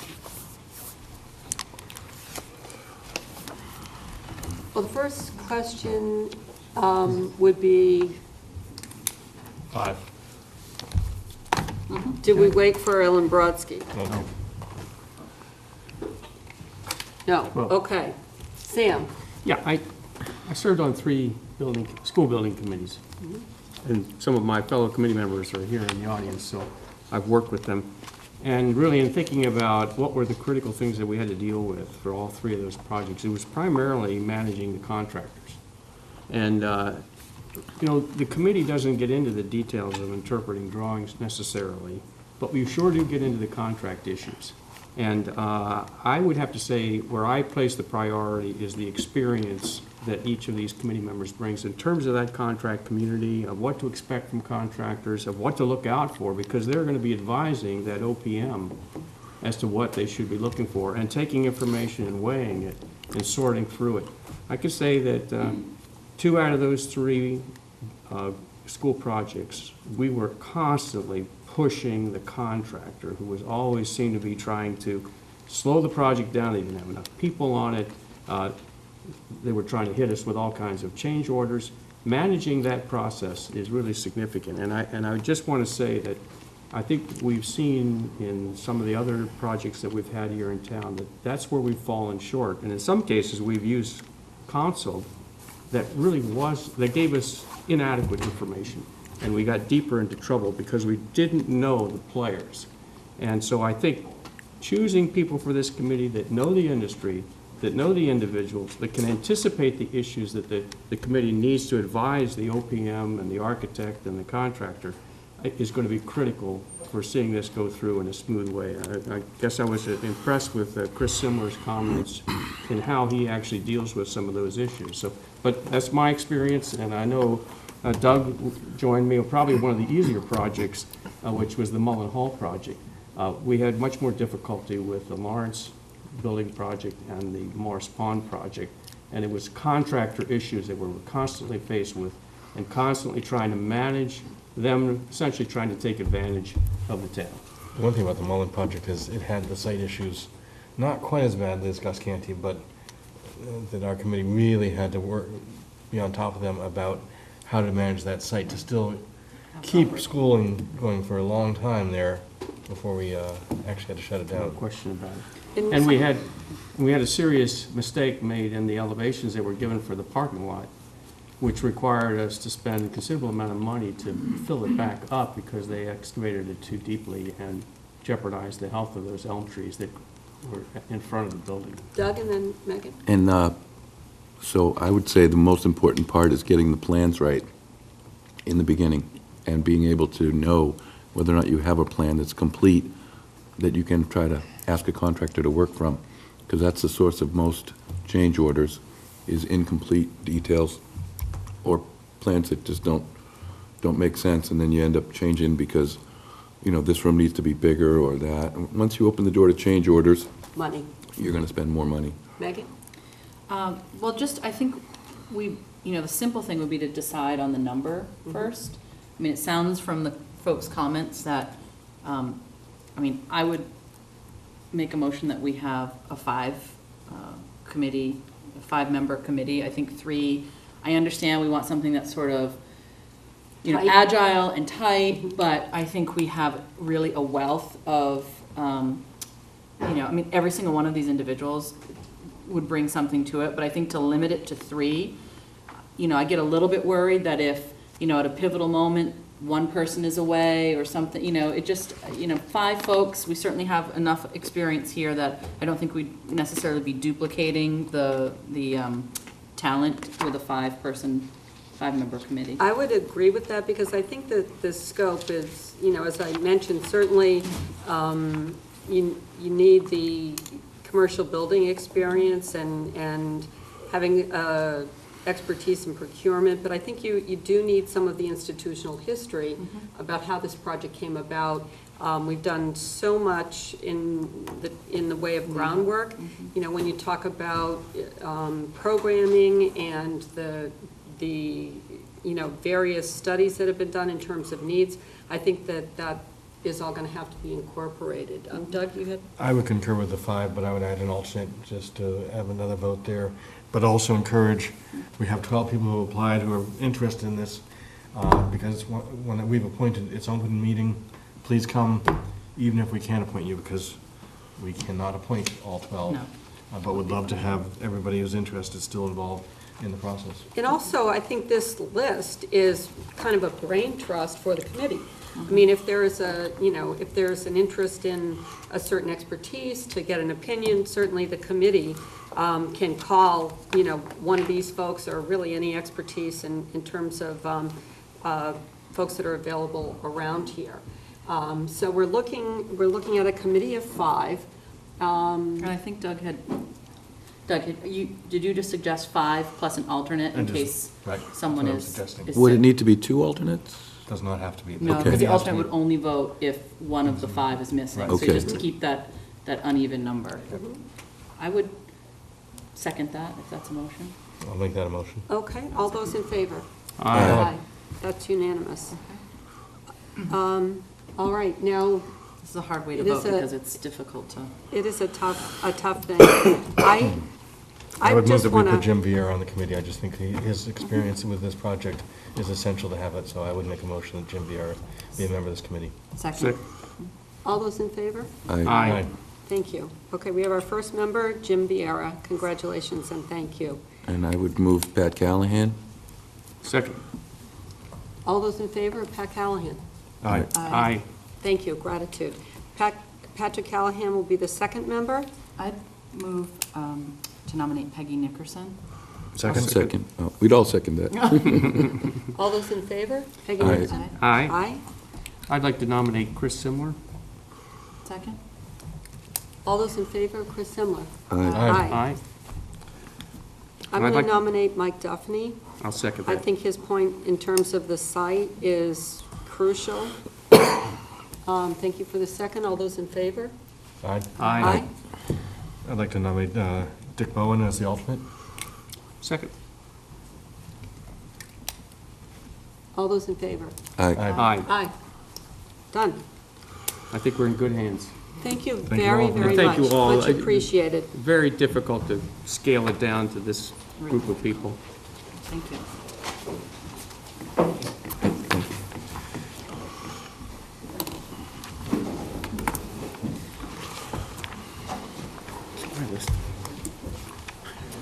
I do not see Lisa Jo Rudy here. The note says after 9. Well, please What's the- interview after 9. It is not, it was not an interview we have to do because it is not a regulatory board. So we Right. can appoint her without doing an interview. That's a very good Thank point. you. I would move to appoint Lisa Jo Rudy to the Cultural Council to a position ending, to a term ending 6/30/2018. Is there a second? Second? All those in favor? Aye. And anyone who has Lisa's number, if you could try to reach her and congratulate her, so she doesn't try to run up here after 9? Her phone number is right here on this application, so maybe if we break, one of us. I'll do that. Okay, thank you very much. Let's see, I just want to make sure we didn't miss anything. I think we're at the minutes of meetings. It is shocking. We had 2 committee reports tonight, and I took one off because I was afraid of the time. Okay. Minutes of meetings, September 25th. starting with September 25th. Thank you. On page 1, the thank you to the Housing Assistance Corporation was Mr. Brown, not Mr. Jones. Those 2 Dougs. Got that? I provided Jennifer with a couple of just minor edits, defining acronym that was used, nothing substantive. Okay. I move approval of September 25th minutes. Second. All those in favor? Aye. Okay, coming through. We next have September 25th executive session. I move approval and not to release for public access. Second? All those in favor? Aye. Aye. Next, we have executive session of October 16. I move approval but not to release. Is there a second? Second? All those in favor? Aye. Aye. Next, we have, nope, that's it. That was the last one. There were 2 from the executive. Oh, Yeah, there's thank a you. That's Session 3. all right, so for the second executive session 2 on October 16, I move approval, do not release. is there a second? Second. All those in favor? Aye. Aye. Aye. Okay. And then we have 3rd. Actually, there's also session Third, 3, yes. thank you, October 16, executive session. Move approval, do not release. Second. All those in favor? Aye. Aye. Next, we have individual selectmen's reports. Doug? Well, I attended the thing with you and Sam today at the Coonamessett River Restoration. It's pretty exciting. Pretty happy about that. Very well represented by our delegations from legislatures, both at the federal and state Right. level. 7 years in the process, and the amount of partnership and Betsy Gladfelder's leadership, I mean, it really drew a lot of heads of organizations for conservation and fishing and all kinds of important things for Falmouth from across the state, so. She looked good in that excavation machine. She sure did. Sam? No, and I just want to second that and say that the community leadership has been there for a long time, in addition to Betty's instrumental leadership.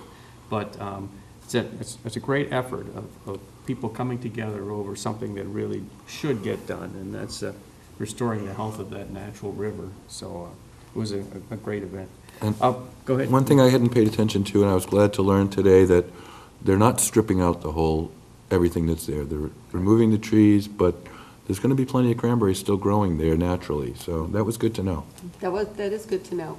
Megan? Oh, sorry. I've got some other things. Go ahead, go for it. Let's see, I attended the Falmouth Affordable Housing Committee meeting and also the Community Preservation Committees. They're ongoing and doing their normal job. Also attended the Friends of Nopska board meeting, and I just wanted to highlight some of the things that are going on. The tower has been completely sandblasted, and fortunately, they have not found anything significant that's likely to end up in the change order. So that project is going along very nicely. It should come in on schedule and within budget. The estimated completion date is November 21st, which will be a week ahead of Christmas by the Sea, when they are going to put the wreath up and have caroling outside and other activities at Nopska. So that's looking Great very work by that promising. committee. Yeah, and I might say that now they're moving on to the next phase of looking at the Keeper's House and the Maritime Museum. And so, obviously, cash flow is an issue because of many of the authorizations for money from Mass Cultural Council, for instance, is you put the money up front and then you apply for reimbursement. So if anybody's thinking about a contribution to NOVSCO, well, it's needed right now, and the next phase is, of course, far more expensive because it's, an older home, and we want to make a maritime museum out of it. So it's a considerable amount of work. We're moving forward. They have actually retained a development director to advise on the whole fundraising crusade that's associated with getting the money in, and they're beginning to look at operation after we get the building built. What's it going to be like? What are we going to have to do in order to be able to manage this effectively to make it, the same icon, but of even higher quality and service to the community and all of our guests and visitors that come. Also, enjoyed attending 2 Eagle Scout boards of review, courts of honor, which one for Michael Briggs from Troop 40, the other one for Stephen Curtis of Troop 38, and that's it. Thank you, Megan. No, the only thing I would just remind folks that precinct meetings are ongoing this week, so I know that town meeting members are well aware of that, but if this is a time to let your town meeting representative know if there's anything you have concerns or questions about, so that they can get any answers at the precinct meetings and filter that back to you. So obviously we have town meeting coming up, so this is a time of year, hopefully people will tune in and get in touch with their representative. And for the representatives to have a chance to do their research and ask questions and really satisfy themselves with respect to the issues that'll be presented. Doug? We did have the half marathon and marathon this weekend, and I was wondering if we can get a report back either from the chief or from the organizers. I think we heard more concerns about the half marathon and the chaos that was in the town than I've ever heard before. And so, as opposed to waiting until their approval comes up in 9 months, I'd love to have a little bit of a rehash as to how it actually went this weekend. I was hearing some of that, too. Maybe pending that, Mr. Suso, since you were integrally involved, if you could maybe give us a little bit of a summary along with your report? Happy to do that. Do you want a As well. summary subsequently, or tonight, you mean? I think tonight, right now, as to your observations, and then as Doug has suggested, perhaps invite them at some point in a future agenda. Happy to do so. Great. I don't want to step on your toes. No, my toes are fine. John, so you're all set. Yeah, as far as the half marathon, we had gotten some information in that some of the detour routes, the way they were set up, and one in particular may have been problematic. I did speak with the director, Helen Kennedy, on Saturday evening, and she is looking into that. Also, I've spoke with Chief Dunn, who received a report back from the police officers on the scene during the half marathon, and I'd like to give a more comprehensive response on that. I think we also had a suggestion that there was maybe some early morning noise on Saturday morning on the half marathon, perhaps from the use of a megaphone early in the process that may have carried some of that noise a little farther than people intended, and that was potentially an issue. Again, those were brought to the attention of Helen Kennedy, and Helen is going to be reviewing that and getting back to us. She also offered to speak with any of those who were negatively affected and get further feedback so that we could basically achieve exactly what Councilman Jones is, Selectman Jones is speaking about in terms of fine-tuning this so that any adjustments that need to be made are looked at early and done appropriately. And Selectman Brown also had given us some feedback from those that he had heard from as well, which we appreciate very much. So that is what I have been understood. The marathon apparently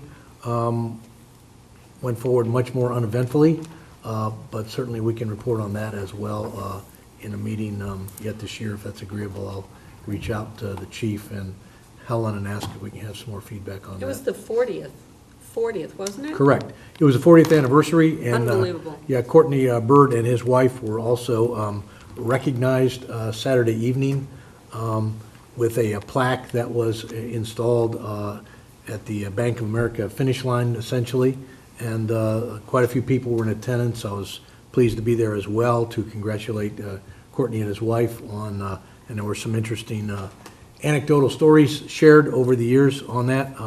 Obviously, it's an event that has a very proud history and strong support in the Falmouth community. And the fact that it's called the Cape Cod Marathon, but it's here in Falmouth for 40 years, I think speaks volumes about the support in the community and the people stepping up, like Mr. Bird and his wife and many others, and most recently Helen Kennedy, who we're happy to continue to work with as well. And tremendous benefit to especially the Main Street businesses, the hotels, really a huge bump up to Falmouth business during the shoulder season. So it's responsible for a lot of dollars coming to Falmouth as well. Correct. Excellent point. Speaking of events, there was on Saturday at 1 o'clock was the traditional Chamber of Commerce and merchant-sponsored children's costume parade and the Halloween stroll or trick-or-treat stroll downtown involving Falmouth merchants, and that's always a lot of fun. I was happy to be there and observe, as I have a few times in the past, and it was well attended. Obviously, the weather was extraordinary, and so that I would say a good time was had by all, not only the young people and their parents, but many who were there merely to observe and enjoy, and the merchants played an important role in all that as well. I do want to, as a reminder, mention that, of course, town meeting starts on a week from tonight, and the selectmen will have a shortened version, as all members of the board know, of your regular meeting that evening. And so while we'll be able to transact some business, it will be very limited as per usual. Your next regularly scheduled business meeting will be Monday, November 20th. That is the Monday before the Thanksgiving holiday, and we'll be finalizing the agenda on that, and I'll be working closely with Selectman Chair Sue Moran on that process. Also, as a reminder, Veterans Day is Saturday, November 11th, falls on a Saturday this year, and I did want to remind everyone of that, since while we'll have a short meeting on Monday the 6th, we won't have a long formal meeting prior to that. Friday, November 10th, by the way, Town Hall and administrative offices in the town will be closed, because when such a holiday falls on a Saturday, it's observed as a holiday the day before, which will be Friday. And look forward to participating, as in the past, in the activities of Saturday morning on Veterans Day. And I know the selectmen strongly participate in that every year as well. And I want to echo the comments about the very positive ceremony, the one in which at Coonamessett and Betsy Gladfelter and so many others, a very impressive group of people working on that for years and years, well over a decade. And comments demonstrated how important it is to be gratified to see a project like that come to be after so many years of effort and working collaboratively. And so it was terrific to be there and witness that, and congratulate so many people that have done so much fine work over the years, and take a little bit of a tour of what's anticipated as well. And that concludes my report, Madam Chair. Thank you. Thank you, Mr. Johnson. If I could just share one more item. On Sunday, I took my second tour of the Tony Andrews Farm. Just, not because I needed to know anything about it, but it's just such a nice walk around that property.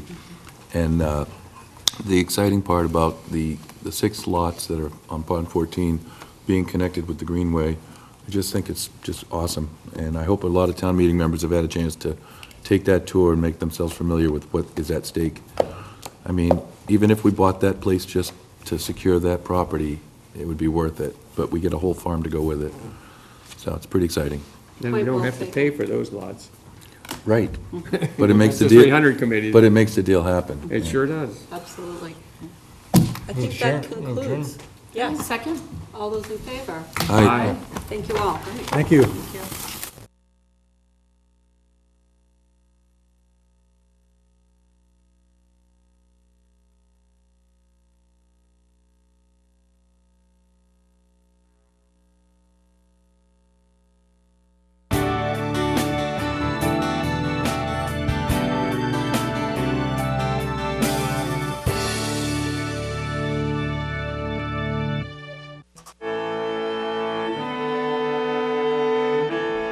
Nestled in a classic New England setting, amid 200-year-old elm trees, and charming colonial homes, stately sea captains' homes, and charming Cape Cod salt boxes, Shoreway Acres is a graceful blend of Cape Cod's past and present. Shoreway Acres, proud sponsor of Falmouth Community Television.